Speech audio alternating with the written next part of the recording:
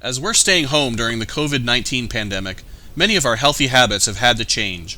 While we might have taken a trip to the gym for a quick workout before or after work, now we might want to take a walk, a jog, or a bike ride outside in the early morning or evening. Often that means going outside when it's dark out, and this is a time when pedestrians are at special risk from collisions by vehicles. The Lighting Research Center at Rensselaer Polytechnic Institute offers these tips to help you see and be seen while you're outside at night. I'm John Bullough, Director of the Transportation and Safety Lighting Programs at the Lighting Research Center. Of course, it's important to maintain social distancing when we go outside and take any other precautions from your state and local governments to help reduce the spread of COVID-19. It's important to be careful because in the past decade, more and more people have been struck by vehicles when they were out walking at night. This is an inherently more dangerous time to be outside.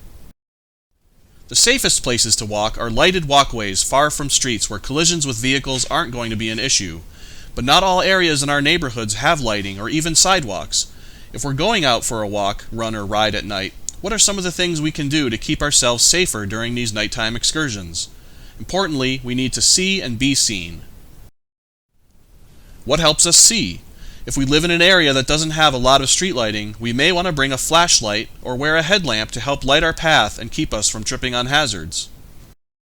The beam pattern from the flashlight matters in terms of how much area we can see in front of us. A narrow beam of light is bright, but only lights up a small part of the ground. A flashlight with a broader beam pattern will illuminate a larger area of the ground with a softer light and still help us avoid hazards we could trip on. Please keep your flashlight pointed down. Don't shine your flashlights into people's windows or into the eyes of oncoming drivers. Remember, your flashlight is to help you see around you, but others won't be able to see what you're doing at night when you're holding a flashlight. They'll just see a point of light, and it is hard to tell which way a point of light is moving, or if it's moving at all. And if you do shine the light into a driver's eyes, you could create disability glare that makes it difficult to see anything. So remember to aim your flashlight down toward the ground. So what helps us to be seen at night? Modern fashions often dictate that our clothes and jackets are dark colors. While this is stylish, it may be the worst choice you can make for pedestrian safety. Inexpensive reflective vests have fluorescent colors and stripes that are retroreflective and shine light from car headlights back toward the driver. Studies from the Lighting Research Center have shown that pedestrians can be seen by drivers 2.5 times farther away when they're wearing a reflective vest than when they're not. This can give drivers more than 6 additional seconds of response time at 50 miles per hour. And if you can find them, vests that have reflective stripes along the arms will help you be recognized as a person walking, running, or riding along the road. Even better would be stripes along the legs as well. Let's create a new nighttime fashion style and stay safer at the same time.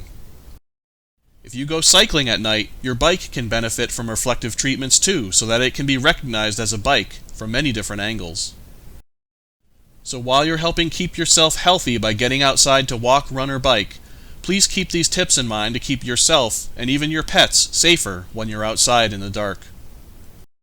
And visit the Lighting Research Center online to learn more about how lighting can help us be healthy, safe, and productive.